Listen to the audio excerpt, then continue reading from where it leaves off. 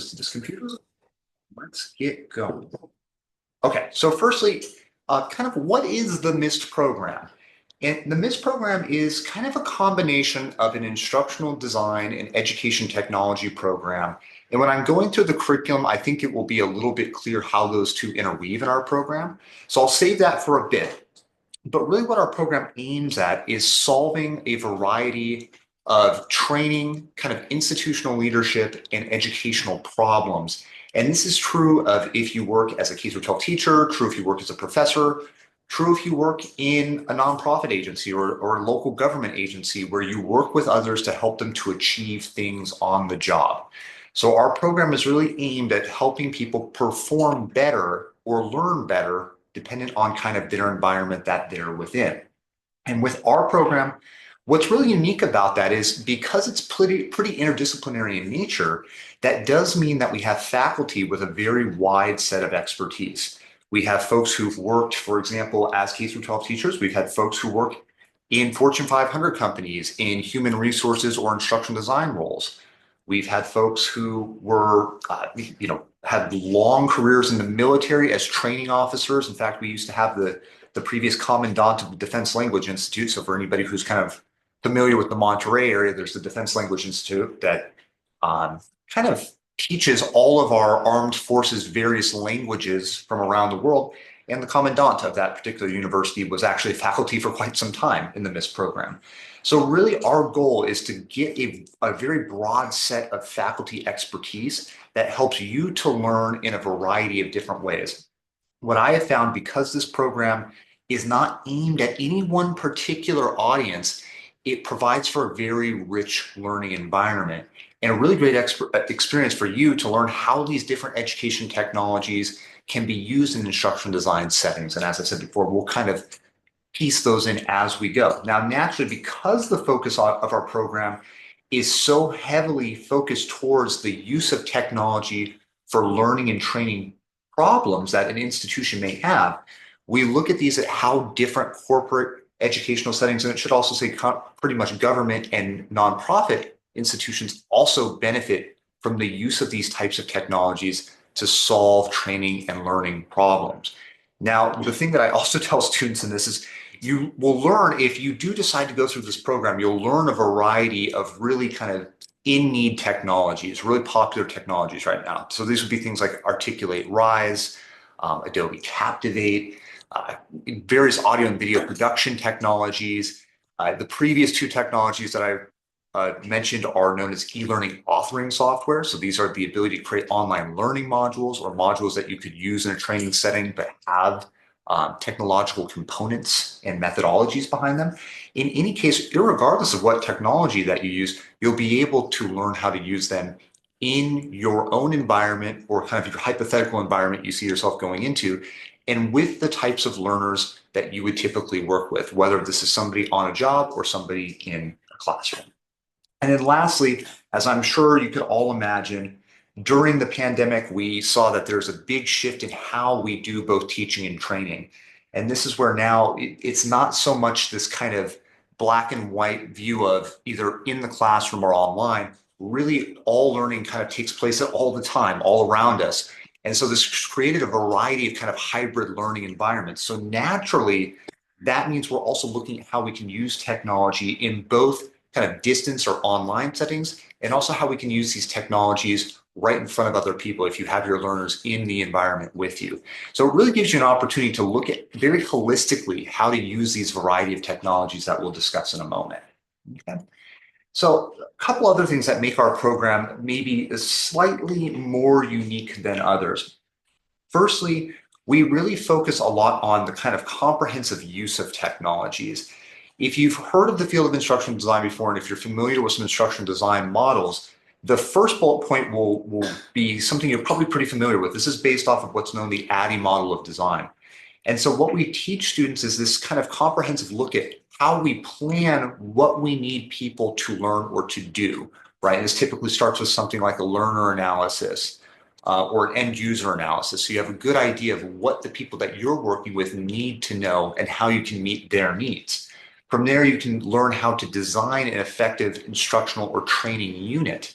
And so in many cases, what students end up doing, and I say this with a little bit of a giggle because students get so excited about all the technologies that we teach them. And sometimes the simplest thing is just creating an educational website for them. You don't need to use all these radical technologies.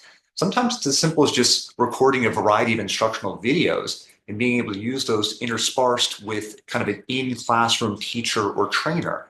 So there's just a variety of different ways that you might design the learning experience, but you know better what you need because you've done that first kind of formative analysis to get a sense of what people need to know. From there, we teach students how to develop these different modules or these different learning units, classes, training programs, whatever they're ultimately developing. And then from there, we focus very heavily on this idea of implementation and understanding really how do we want to roll this out to learners? Do we want to put this on a learning management system like Canvas? Do we want to put this on a password protected website? Do we just want this to be a kind of something where it's a simple website with some handouts that they access? It just depends on, once again, the learner and their needs. And then lastly, and the biggest and most important one is evaluating that these instructional programs or training programs are being effective. This even goes back to the use of technology. Students are so excited about the technologies, and sometimes we just want to use them without really knowing if that's really what's effective.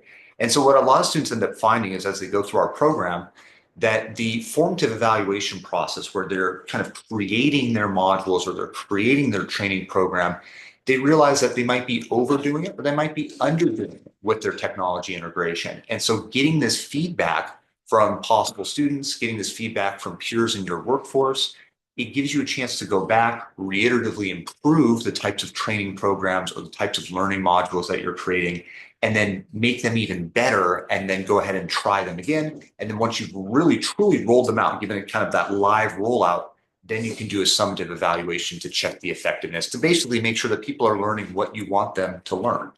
And then on top of that, we really do heavily focus on this idea of instructional design or working with people in kind of a human performance type of mindset. This is a people-driven field. And so we also really heavily focus on the variety of different leadership roles that an instructional designer will take on.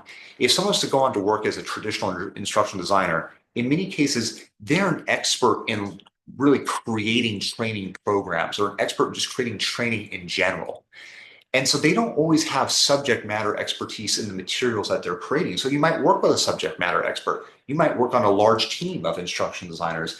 In my case, when I worked in the field as an instructional designer, I also worked with quite a few folks who were software engineers. So I wasn't, if we would do a lot of software implementation of the types of learning programs that we were creating, but I don't have a software engineering background. So I would work with my software engineers to create this software, and they would know what we needed the students to do, and they would create it for us. So there's all of these different things that you might be doing and working with these variety of folks as listed on the screen. And by doing that, you need those ability to have those people and project management skills. And so we do also provide a lot of those kind of leadership, project management from an instructional design perspective, so that really your projects are not only utilizing your own skill sets, but you can benefit from the comprehensive knowledge that you have around you as well. Okay. Now, what sets our program slightly apart from other programs, because there are quite a few instructional design programs out there, and I always tell students they should view the brevity of their options. But what makes us different is, firstly, we're housed in the School of Computing and Design, and it's not atypical for students to send me an email before they apply going, I'm worried that I don't have coding or program experience. And that's totally fine. We don't expect you to have any coding or program experience because we don't really teach that. There's an elective where a student can learn some kind of basic coding for web design, but it's not a requirement in our program. And it's really not the requirement for most of what an instructional designer would do. In fact, in most cases, most instructional designers that I've worked with don't have that background. So for example, I came into the program as an English major. And so most folks come into us from maybe more people-driven fields, if you will. But the benefit of it being in the School of Computing and Design is naturally that makes the emphasis of our program much more on these kinds of hands-on technologies that are really what are driving the field of instructional design forward. And then secondly, let's say you did want to make, for example, like an educational game or a VR-based training. Well, the benefit of this is that you can work with our undergraduate computer science students to help flesh out your project from kind of that technical side that you may not necessarily have the skill sets in, and certainly skill sets that are not required to learn necessarily in our program, but you can still benefit from that back end knowledge from those students. Also, our program, because it's a mixture of either a blended modality, and I'll break down the two kind of pathways through the program in a moment, but because there's that choice between the hybrid blended program or the fully online program, typically we find that this program works really well with full-time working professionals. And it works very well with traditional students as well. Our student breakdown typically is about a third of three different categories.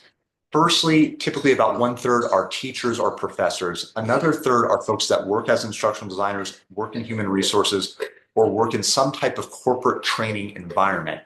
And then another third are typically folks that work in government or nonprofit settings where they're kind of trying to solve institutional learning and training problems. They might not always be like a true instructional designer. They might be more like a jack of all trades person who has training under their umbrella of many different things that they're doing. Okay. Now, because our program is both blended and online, the benefit of this is that you don't necessarily always have to be on campus if you're a blended student. And naturally, if you're fully online, you never have to be on campus unless you want to be. So this gives folks a little more time to not have to deal with some of those kind of time logistics of getting in and out of the classroom. But also our program really looks to aim at you using your place of business or place of employment as kind of fodder for the assignments that you're working on, so that you can use our curriculum really right from the get-go to start to solve some of these problems, and vice versa. Your place of business is going to give you a lot of really good ideas for how to address the curriculum in a real world setting. And since you're working with people from a variety of backgrounds, naturally you can see how they're implementing these technologies and these ideas into their own environments, and it just creates a richer learning experience for you. At least that's how I found it when I was in the program. Okay, so in terms of some of the logistics of the program, firstly, this is typically for most students a 4-semester program. They would start in the fall, and our fall semesters start in August of each year. So in August of 2025, they would start.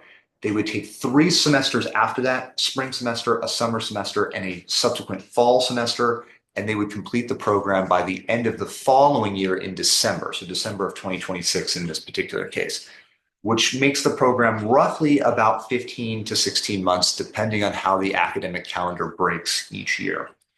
Now, the mode of study, irregardless of if you're studying with a little bit of time on campus with a blended program or completely online, each semester is 16 weeks of length. They kind of break down these variety of sessions, what are known as orientation sessions, at the start of each semester. So the blended students would come on campus for those sessions, and then the fully online students would naturally, they would Zoom in as you're doing right now. And then you would go through these kind of learning intensives for the weekend, and then you would go back to kind of just studying, as you naturally would from there on out. So typically what happens is you have an orientation at the start of the semester and a follow-up session at the end of the semester, and then the rest of the learning is taking place online from there. In terms of required credits to graduate, you would ultimately earn 36 units through a combination of 4-unit core classes and 2-unit support and elective classes. And I'm going to break down the course curriculum on the next slide. And then in terms of tuition, I tell students to roughly budget around $18,000 for the entirety of the program. This is including all of your tuition, books, software. Typically, we provide most of the books, and we only require you to pay for one piece of software that we don't provide you. And this would be your e-learning software of choice, whether that's Adobe Captivate, Articulate Rise, kind of so on and so forth there. Okay. And then naturally, as I alluded to before, the starting date for this particular cohort would be August of 2025, with our final application deadline being May 31st. And I'll go over some of the admissions logistics a little bit later in the presentation. Okay, so in terms of curriculum, and I'm not sure why this class is just hanging out randomly, but for the first semester, you have a combination of 2 core classes and typically 2 support classes. Now, the first core class would be the instructional technology class. And as that course sounds, this is a survey class of the variety of different instructional technologies that are being used in the field today. So this is not like a historical overview. This is a very present, this is the types of technologies that we're using right now. Here's why we're using them. Here's how you, kind of the student on the back end for your work, you start to identify how you could use these technologies either where you currently work or in the environments you wish to work in the near future. There's also a little bit of discussion around kind of the current instructional design kind of professional organizations, the benefits that those provide, really a vast variety of focus around instructional technology and the instructional technology organizations that benefit their use. From there, we also have the instructional design class, and this is really the kind of, to me, this is the key theory class of the program. This walks folks through design and project implementation, excuse me, from start to finish from an instructional design perspective. So this is where you're going to identify kind of some form of instructional problem and either a training solution to it or even potentially a research solution to it. And this will lead a little bit into your capstone selection, which I'll go over in a minute.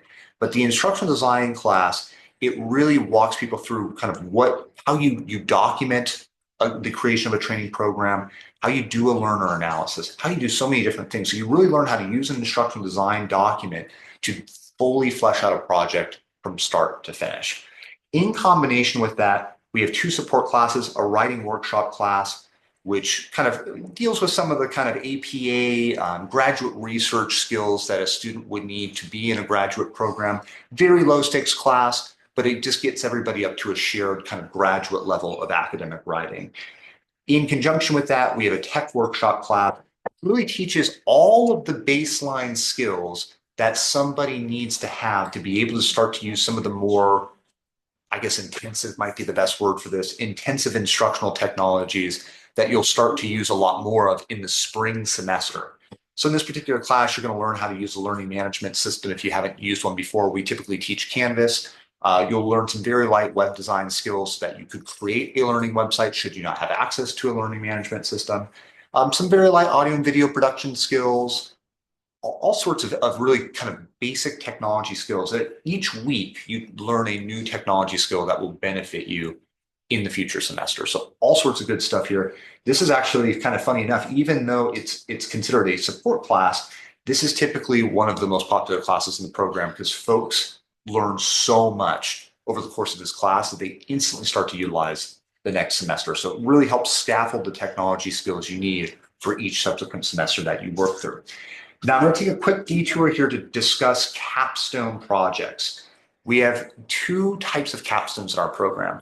We have a project-based capstone, which is basically an hour of instruction or training. And that might not sound like a lot, but when you start to utilize some of these education technologies that we'll discuss in a moment, you'll realize that it takes a lot of work. And so if you're somebody who's currently an instruction designer and you use things like Adobe Captivate and Articulate Rise, you could totally back me up on this, that they're time intensive, but they create really rich learning environments for students. And so the goal of this is to really create a professional level of an hour of instruction by the end of it, if you were to do a project-based capstone. In comparison, you could do a more traditional research thesis where you identify an instructional problem, hypothesize a solution, test it, and then kind of go through that traditional 5-chapter master's thesis. That's typically a smaller portion of our students. I would say anywhere between maybe 1 to 3 students per cohort actually do a research project. Most folks are looking to do a little bit more of a hands-on degree than more of like a research track. But if you are someone who's aiming to do a doctorate degree, then naturally you could do that. And so when I was in the program, I personally did the research track because I knew I wanted to go on and get a doctorate degree. But some folks might also do that just because they have a solution that they may have already created and now they want to test it, or they want to create something novel and they want to test it. And this would give you the opportunity to do that. So those are the project-based and the research-based capstones. And you start to work on either one of those in the instructional design class starting semester 1 of the program. In the spring semester, once again, you have 2 core classes. You have a learning theory class. Oh, and real quickly here, I got a chat message.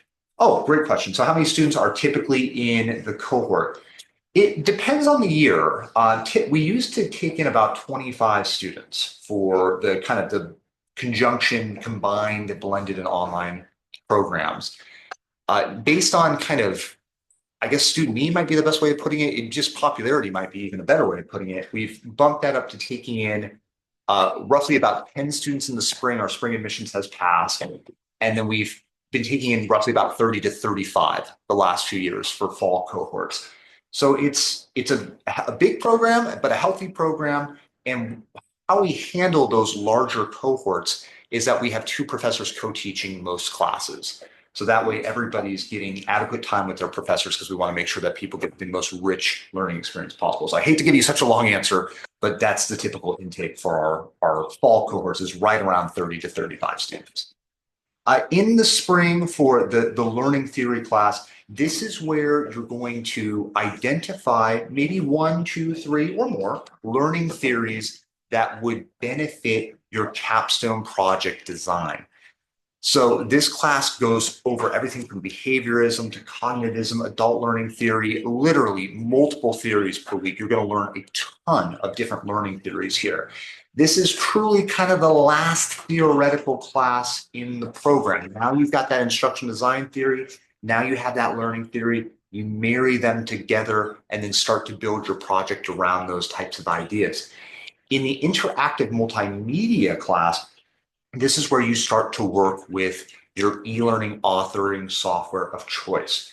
So once again, either Adobe Captivate, Articulate, Rise, those are the 2 most popular for most of our students, but you can pick any authoring software of your choice, and then you will work with your professor on a weekly basis, kind of a very module by module style class, where you learn different forms of interactions, different ways to implement assessments for learning or training. Really, if the best way to theorize is if you're new to the field of instructional design, if you've taken any online training where you click the little buttons to move forward in the training, kind of almost like it's a slide that interacts with you a bit, that's what an e-learning authoring software can do. It can do so much more as well, but that's the easiest way to conceptualize it. To give you an example, when I was in the program, at the time, I was working for a couple of different institutions based out of China and Taiwan that taught English as a second language. And so I created various learning materials for these organizations, and one of which was how to order a cup of coffee for somebody who's new to the United States. This taught them some basic English vocabulary, but essentially what they did as they were working through their module is it was almost like a choose your own adventure. It was a very branching style of learning. So they would kind of, the first step of the module, their avatar would walk into Starbucks. Then they would be asked a question, what they want to order. And then based on what they ordered, the module would branch kind of from there, right? So if they ordered a hot chocolate, they would move this way. If they ordered a coffee, they would move this way. And the conversation would progress forward based on that. So they could go back and practice different things. So it was a reiteratively style-based module that they could go back through multiple times, right? And so those interactions would be tougher to do on a one-by-one basis with students, but it's much easier to do when you have a module where they can interact with it. And so you can see the interactivity there a little bit. Now, once again, you're going to be able to start to build your capstone a little bit here. So if you see a problem, kind of an instructional problem that you're already identifying in your capstone, now you can start to build it out a little bit in this class as you're picking up these variety of skills with your e-learning authoring software of choice. Okay. In the spring, if this guy wants to click forward for me, there we go. Excuse me, they're going to just put the other classes up. I want to also put up the electives. For the spring, there's 2 elective choices. There's an audio and video production class. This particular class looks at how we can use audio and video software such as Camtasia to improve naturally the introduction of audio files into an e-learning software, or video files, or both. Okay, so naturally in my modules, I would have essentially like the avatar talking, the Starbucks employee talking to the person doing the module, right? And so that was my voice that I recorded. And so made sure that I could make the audio quality as crisp, clear, as easy to understand, especially in this case where somebody's interacting with something that's not their native language, right? So being exceptionally precise and of high quality audio was terribly important in that particular setting. Okay. Now, if somebody was to do the capstone that is more research focused, they'll typically do the research methods class. This would teach a variety of quantitative and qualitative research skills. So everything from asking, thoughtful research questions to creating Likert scale-based survey design, all sorts of good stuff. So that you could be able to create a rich survey to collect data with. Some folks who are not doing the research capstone will actually still take this class so that they can have stronger summative informative evaluations, which we'll discuss in a moment here. But that way they have these stronger surveys, better survey design skills to get the richest amount of data from the students or the trainees that they're working with. So that's another reason we're taking the research methods class. So it's not atypical that even though this is not a super research intensive program, that this particular elective is still actually quite popular within the program. Now, in the summer, our two core classes, first would be the assessment and evaluation class. Naturally, this is where we're looking at how we can assess and evaluate the effectiveness of instruction. We check this chat really fast. Are you able to take both electives or do you choose? Great question. So you can take really as many electives as you want. In my particular case, let me put all the curriculum on the screen. This might help answer this question. What I personally did when I was in the program is I actually took every single class on the screen here minus AI for teaching and learning because I don't want to age myself too much, but the class didn't exist at the time. Generative AI was maybe not really, that was something we didn't really know was coming quite at that time. So I took everything on the screen here minus that particular elective. And so students can, I guess this also might be helpful to conceptualize this. The way the program, well, the way the university charges tuition is in two ways. If you take 6 units or less, you're charged one fee. If you take 7 units or 1 billion units, it doesn't matter the upper end, you pay one flat fee. So there are a lot of students who will take all of the classes in the program because they're not spending any additional tuition. Naturally, your time is important. So you have to judge based on your own schedule if you can handle that. But there's nothing holding a student up from taking the additional electives, but they're only required to take 4 units of electives. So typically they're going to mix and match 2 of these classes minus the workshop classes, not to get too deep into the woods, but the workshop classes don't fulfill elective units. They're meant to just bring people's skills up. They serve for your GPA, they serve as your units in residence and all these good things, but they just don't fulfill your elective units. But all the other 3 boxes do count as your elective units, and you just need to take a combination of 2 of those classes to fulfill them. Okay, so hope that answers your question there. Now, in terms of the assessment and evaluation, class, this is where we're really checking to see that the things that we're using, we're creating, all these different instructional modules, the different technologies that we're using, that they're actually effective for the learner. In many cases, what I find, and this was very true of my particular case when I was in the program, is many times we get so excited, we want to use so many different things. And then we also create modules kind of more for the use of technology than for the actual learning effectiveness, right? And so you're so, in many cases, the best way to put it is the student's so excited to test their new skills that they're not checking to see what's the most effective, right? And so the assessment evaluation component gives you that ability to create really sound, formative, and summative evaluations to make sure that what you're designing is effective for students, that they're actually learning. Then second, most importantly, that what you're doing, the form, the technologies that you're using, the way your the way your module progresses forward, or the way your class or training progresses forward, is sensible in terms of meeting the learning outcomes that you've set for them. So you can see there's a variety of different things that you want to check that are going well, right? We really want folks to be able to walk away going, I created various modules that actually had people learn something, okay, that they were actually effective. And so that's what that class is totally focused on, is on that effective kind of ability to know that what you're doing is working with your particular students or trainees. In conjunction with that, we have the advanced instructional design class. This class is kind of unique in that it's essentially, for the best way for me to put it, is that it's actually kind of an internship class.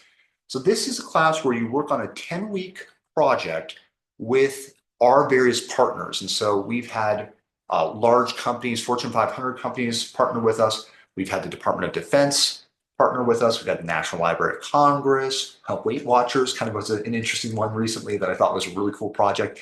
And we had a variety of governmental organizations as well. And the one that sticks out to me the most is a few years back, we had a group of students work with our Monterey County 911 dispatch center. And I'm as sure as you can imagine, it's a very stressful job.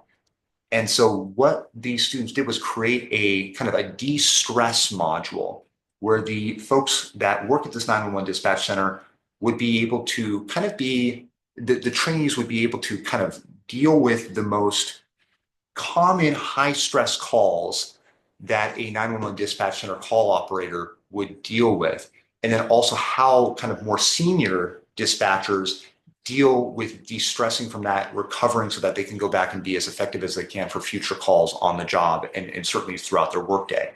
So not only did it teach these folks a variety of different skills using scenario-based learning, but what it also did was it was created with the kind of Monterey County, government folks there that know best how to make that post certified so that these folks could also get continuing education units. So they're effectively increasing their pay while being able to kind of really benefit from a training that will help them perform better on the job. And most importantly, for the Monterey County government as well, the benefit to them is that it helps with retainment. If folks are able to handle the stress of the job well, feel supported, feel like they can better do their job, they want to stick around and continue to do it. So the goal of that was multi-pronged, not only to help folks be able to really deal with these stressful situations, but also in the back end help Monterey County retain more of their employees while also giving them the added benefit of being able to make more money on the job. Can't complain about that.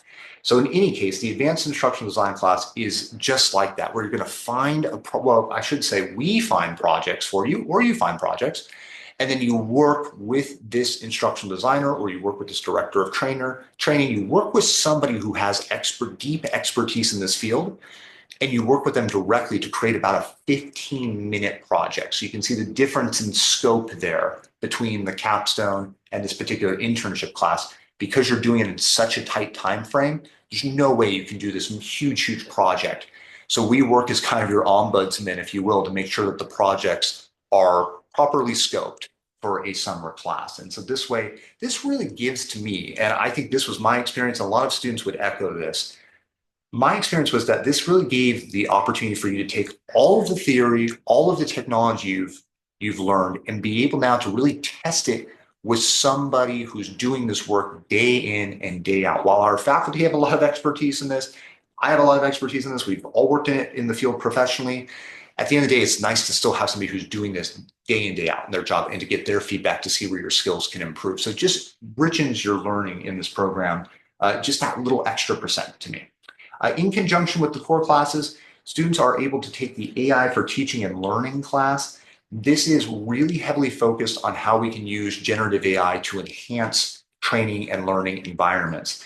So we have folks who, we are very fortunate. One of our faculty members, Dr. Otero, who teaches this class, she actually coordinates the entirety of generative AI training for teaching and learning for the entirety of the California State University system. So we are truly blessed to have her on our faculty.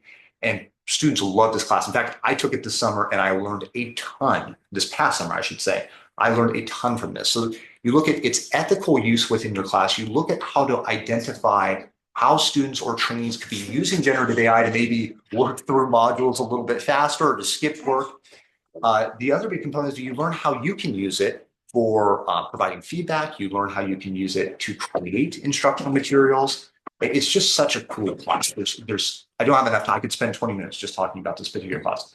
Amazing class. Students absolutely loved it. And much like the interactive multimedia class, and much like actually all of the electives, I should say, these are very much a weekly modules. You learn something, you apply it, then the next week, you take what you learn and apply something new on top of that. And you're just scaffolding new skill after new skill to really round out everything that you're learning in that particular class. In the final semester, you have a choice of one of the two electives below, and naturally you work on and complete your formal capstone project, either that research-based capstone or that project-based capstone. For the two electives, you can pick between either our web design class, which focuses on kind of the variety of JavaScript and HTML5 that you would use to create a modern day website, or a project management class, which alluded to as before. This is looking at project management from an instructional design and human performance or human training perspective. Kind of a random side note here, but I love to share this in every open house. This is also framed through the hero's journey. So it's looking at how to solve, you look at your instructional problem as the dragon that needs to be slayed. Students love this class. It's a blast. So you're kind of looking at yourself. You're the hero, you're the instructional designer, and you're trying to solve this instructional problem, the dragon. And here's how I'm going to get people to buy into this project. Here's how I'm going to work with non-instructional design staff. Here's how I'm going to work with subject matter experts to achieve this shared goal. Really fascinating class. Students absolutely love it. Okay. And then do you see these little thought bubbles? These are where the face-to-face or online seminars are. And this is where you come in for a weekend. They're learning intensive. So think like 7-8 hour days where you're coming in, you're working on coursework with your faculty, you're working with colleagues in the program, you're trying out technologies on the fly, you're doing all sorts of different things at these. They're really, really a ton of fun. As students love these, they just, once again, they enrich in the learning experience. So it's a great opportunity for you to meet your faculty, work with your peers, and start to put some of these skills to use in these seminar sessions that are on campus or online via Zoom. All right, in terms of just to give a broad summary, real quickly, I got a question here. Are the seminars 1 day or 2 day? They are good questions. So let me go back really quickly. They are, they are actually 3 days for the first semester. It's a Friday, Saturday, Sunday, and sometimes the Friday is a little rough for people. I understand that. So, if you have to attend virtually or if you have to skip the first day, it's okay. But typically the first session is 3 days. Then the spring semester is 2 days. The summer semester, we usually can fit it in one, but sometimes it's two. Typically it's 1 day though. And then the fall is also typically 1 day. Because at this point, what you find is the analogy I use with our program is kind of like a reverse roller coaster. You start at the top in terms of unit count, and then you slowly take less units each semester, which might seem a little weird for a graduate program, but it's really because those workshop classes add 4 units in the fall for most students. So it looks like a lot of units, even though it's really, in the grand scheme of things, it's far less work term 1 in comparison to term 4 when you're working on your capstone project. Okay, so hopefully that answers your question. Now, in terms of the key curricular outcomes, just to give a broad summary, I know I threw a lot at you. In terms of those curricular outcomes in the fall, we focus on developing a common understanding of what the instructional design field is and a familiarity with these instructional design processes, really what an instructional designer does. What does that mean and what do they do? In the spring, we focus on how we can use these variety of learning theories that you'll be introduced to and instructional design principles that you were learning in the fall, combine those together to start to construct functioning learning units in your interactive multimedia class. Now you're starting to build e-learning modules, okay, and training modules that can be used with folks. In the summer, this is where we develop and conduct our appropriate usability, reliability, and efficiency tests of learning modules. As I've said a few times, and not to be overly redundant, this is to make sure that what we're doing is effective. And then lastly, in the final fall, this is where you're finishing up your capstone project or your thesis that connects with your career as a culminating experience. And I would be remiss to also notate that I've given you kind of a sampling of things. Throughout these semesters, you're going to use a variety of different multimedia and educational software that I didn't list, a variety of different forms of information technology for learning or training that I haven't listed. And you're going to do a variety of both team-based and individual projects to ultimately drive the learning home. Okay, so that's kind of the broad, bigger picture of our program. I did see one chat message that I was going through. Okay, are the hybrid in-person sessions only at the beginning and end of each semester or also throughout the semester? Really great question. So the hybrid in-person sessions are typically at the beginning and the end, and then during the semester, the office hours kind of course sessions are held online via Zoom.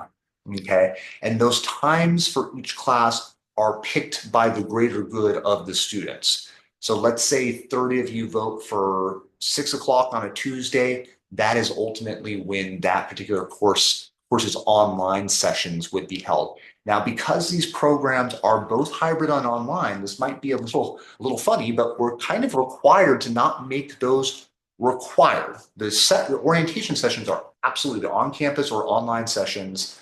For the start of the end of the semester, those are course sessions, so you're required to be to those.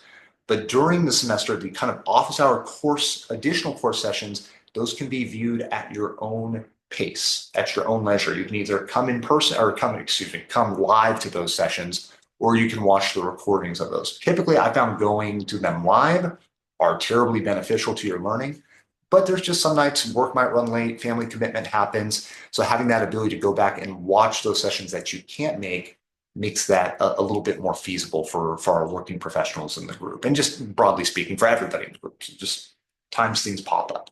Okay. All right. In terms of the typical week for a MIS student, this is how I broke down my week within each module in the program. I really should say break down the week within each class in the program. Now, this is a little bit of missed lore, but for whatever reason, we start our weeks on Wednesday. I don't have a good reason for that. It's just always kind of been that way. We recently surveyed our students, and that's something where they asked us, why do we start on Wednesdays? And the faculty couldn't answer that question. So I'm really not sure. But in any case, our weeks start on Wednesdays. And this is for us then kind of our Monday. And on those Wednesdays, what I would do is I would look at each new module in the class, each respective class that I'm taking, carefully look at what was required of that particular week of each class, and then I would begin doing any reading that I needed to do. This is not a super reading heavy program, but there is some of it in certain classes. And so I would like to get those done early. And the reason I would like to get those done early is typically on Thursdays, this is when I would just start to do any discussion forums. Once again, this is a program that does not rely on discussion forum for busy work. There are a lot of programs that do that. There's a lot of classes I've taken at other universities that do that. That's not how this program operates. We use discussion forums to drive home the learning. So if you're reading something that is new for many students in the program, what helps to drive that learning home is to discuss it, how you understood it with your peers. And so that's where the discussion forums pop in. They also pop in when you're using novel technologies to see how other people are using it, once again, to benefit from the expertise of others and how they're implementing it in their environments. So I like to get my discussion post up nice and early so I could go back to it multiple times throughout the week, so that I could have those conversations with my peers so I could learn from them. I learned as much from my peers as I did the faculty in this program, because I really leaned on their expertise to learn how to use these technologies. Now on Fridays, what I would do is I would start any individual assignments. Typically my group would meet once a week. We met in person, but a lot of groups will meet online. In any case, we would do our group work starting the very first day of the new week. I would start my individual assignments on Friday. I would finish any reading that I had not completed, and I would ask questions of my faculty if necessary. I will say our faculty view this program. This starts actually all the way from the admissions process all the way to the day you end the program. We view this as a collegial program. We don't view this as a hierarchical one. This is not one where we lord over you and you learn from us and that's the way it is. No, in many cases, we learn just as much from the students as the students learn from us. It's a very much, as I said, a very collegial learning environment. So when you ask questions of your faculty, we have these kind of ask a question forum, or if you're in the kind of live class sessions, you can ask questions, of course. And in these different ways that you ask questions, students get to kind of understand I should say faculty get to learn where there might be some deficit areas of the class that they can help you to pick up the skills that they're not necessarily illuminating well enough. So it really makes the learning experience better for everybody in the class if you're asking these questions. And the faculty want to work with you. They want to learn from you, and they want to benefit you. They want to make this a great experience for you. So this is not a faculty team that views questions as kind of like an annoyance, for lack of a better way of putting it. They view this as an ability for them to improve their own instruction and vice versa, to benefit not only yourself, but all of your peers in the program as well. So I found that to be quite the case when I was in the program. Actually about 2/3 of the faculty in the program were professors of mine at one point. So I can say firsthand, excellent faculty when it comes to answering questions and the desire to answer questions.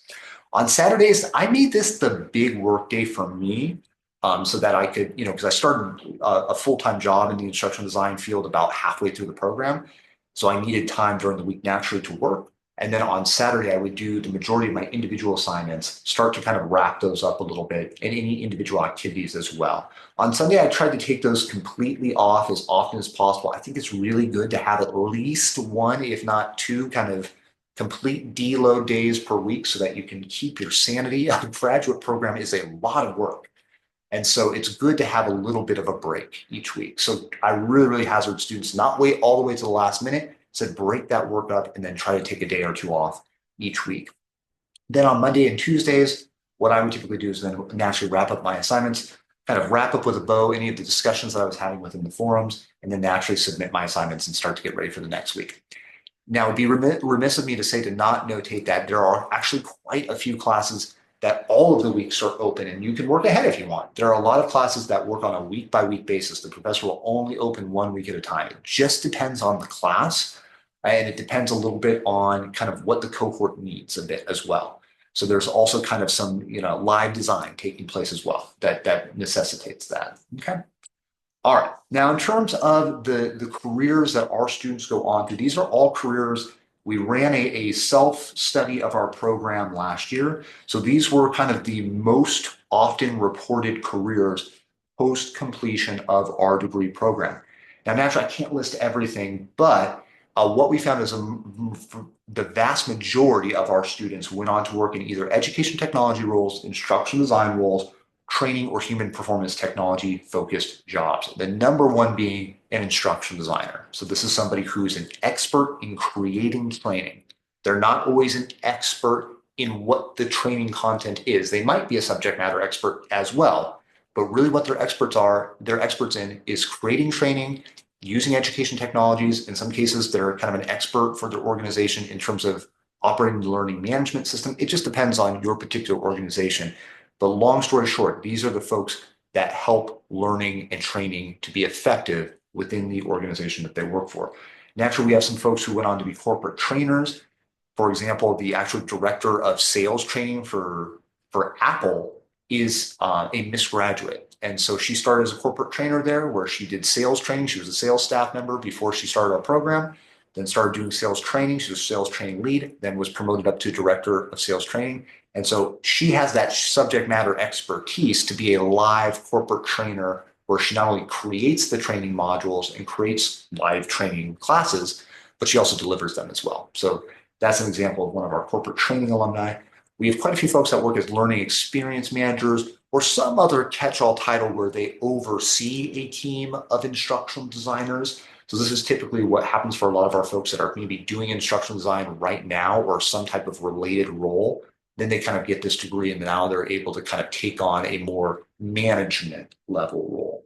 For our K through 12 folks and our higher ed folks, you see a lot of folks go on to work as a director of STEM or director of education technology, or they go on to work, for example, our university, our Center of Academic Technologies are all graduates of our program. So all of our instructional designers and all of our education technology specialists actually went through our program at CSU. So that's kind of a cool added benefit of our program. And then, of course, there's a lot of folks who are maybe they're classroom teachers or they're professors, and they just want to be able to create new ways for people to learn. And so in many circumstances, you would see teachers or professors notate on our survey, well, I didn't change jobs, but I got what I needed because my goal was to become a better instructor, and this allowed me to do that as well. So there's a lot of folks that take what they learn here and just apply it to what they're currently doing as well. It just really depends on what the end goal of the student is. So really quickly, just to wrap up with admissions items, if you ultimately feel like this is the right program for you, we have a variety of deadlines. Now, our priority deadline has passed. That passed on December 15th.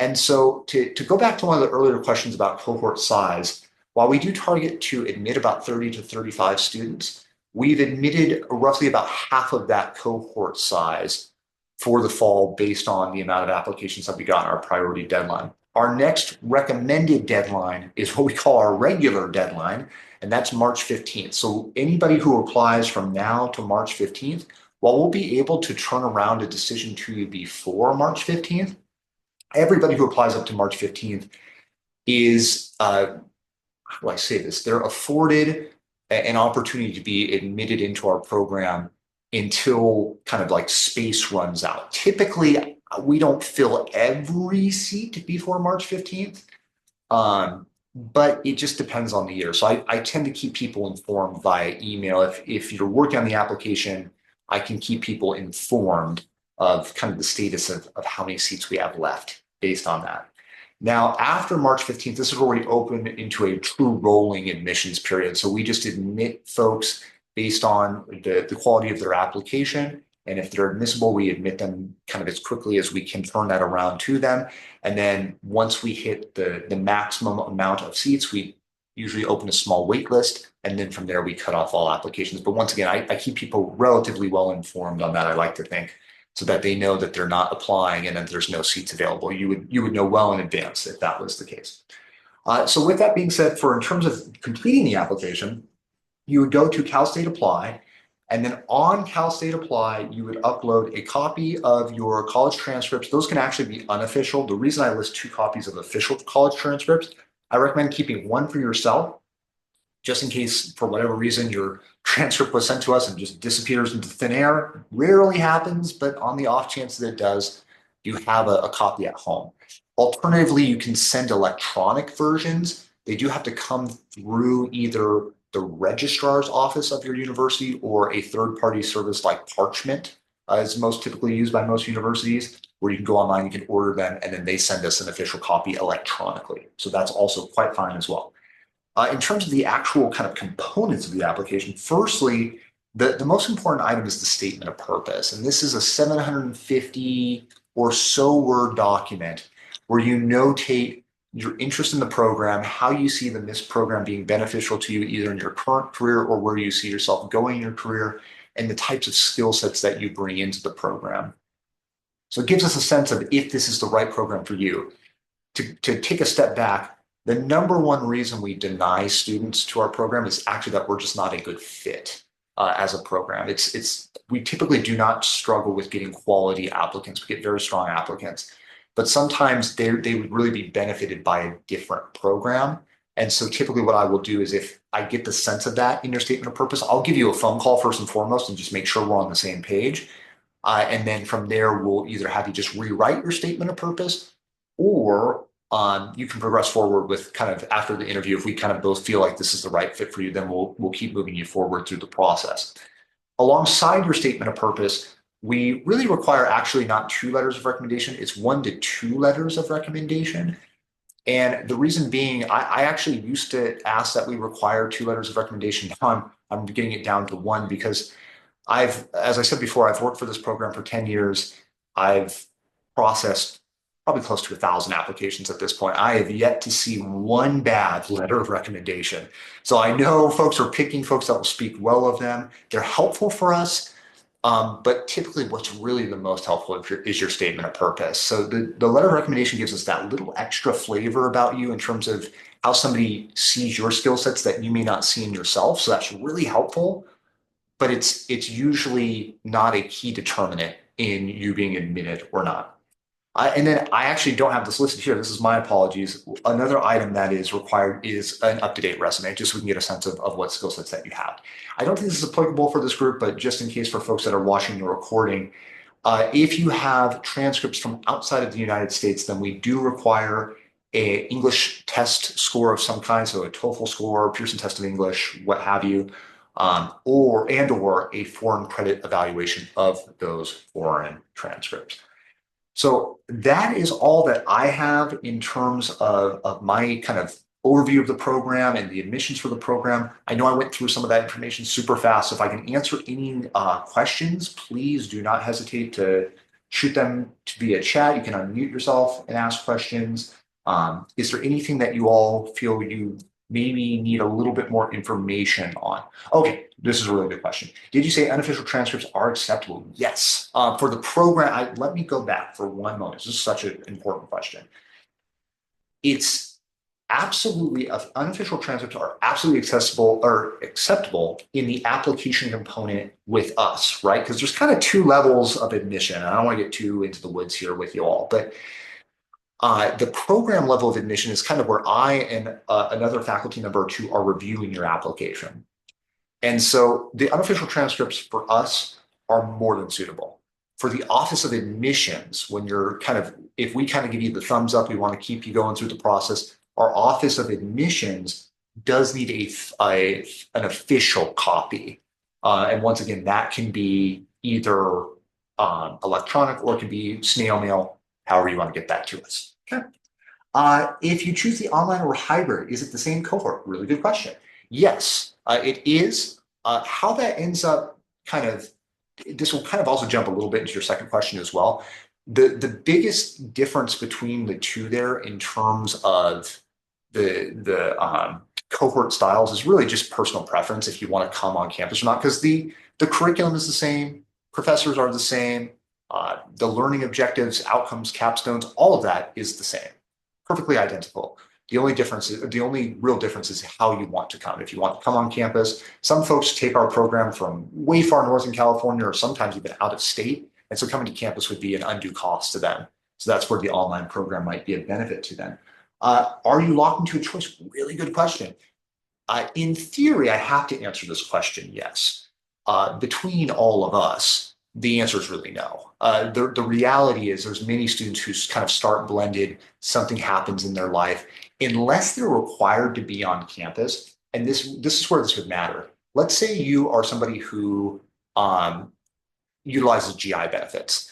In some cases, actual physical time on campus is required to be able to utilize those benefits. And I have to basically sign off that you were there in person. That would be where you absolutely need to be in the blended program.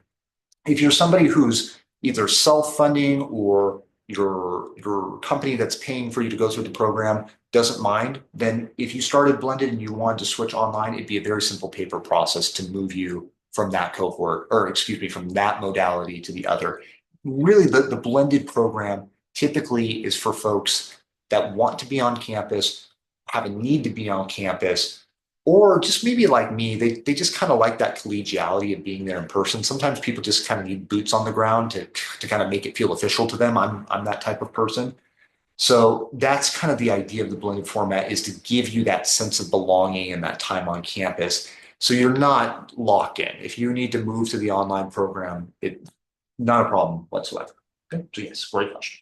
I actually, Uh, any other questions that folks might have? yes, I Oh, have, let me, um, 1 second, Hattie. I'm going to turn up the volume. I have if you guys have been talking, I have not heard you at all because it's super quiet. Okay, go ahead. okay, can you hear me? Yes, I can. Okay.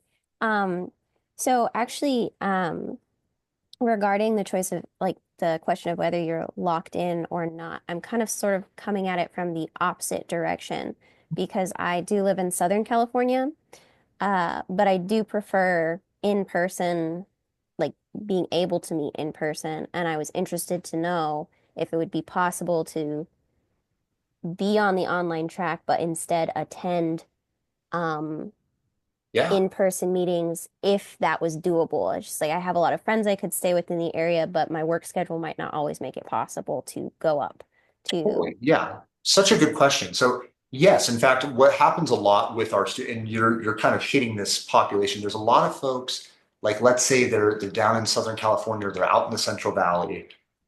This is most typical of those two demographics where they, like you, they may really want to come, but they don't know based on their own kind of life schedule 6 months out. Things might get a little haywire and kind of affect that.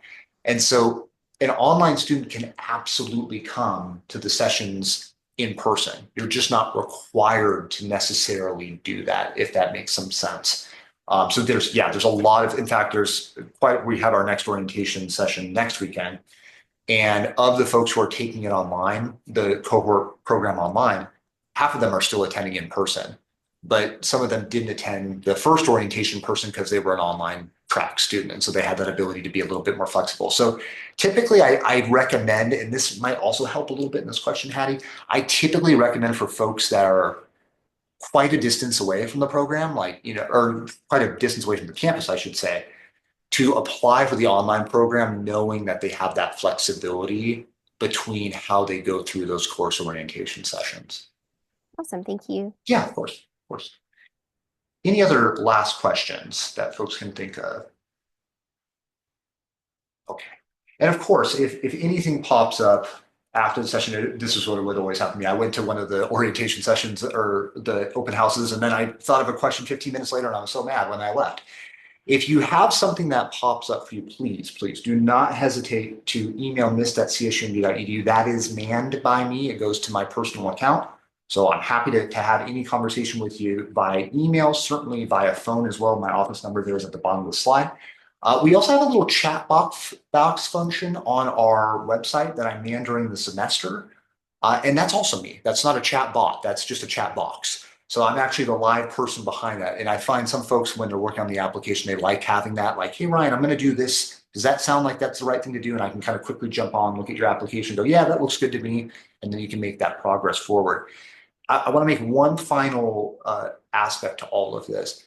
As I alluded to before, I view this program not hierarchical, even in the application phase. We are not looking to turn people away because they felt like they couldn't put their best foot forward.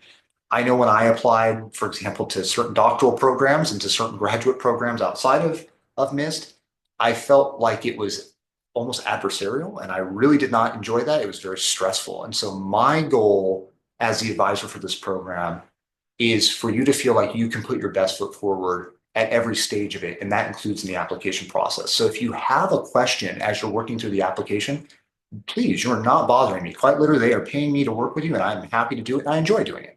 So please ask any questions that you may have if they pop up while you're applying. And certainly if you need some more questions and information about the program to feel like this is the right choice for you or not, we can always jump on a phone call or chat back and forth by email to help kind of illuminate any other aspects about the program that might be lacking for you at this time. Okay. So with that being said, I will let you folks go for the evening. Have a wonderful weekend, and hopefully see you soon. Take care.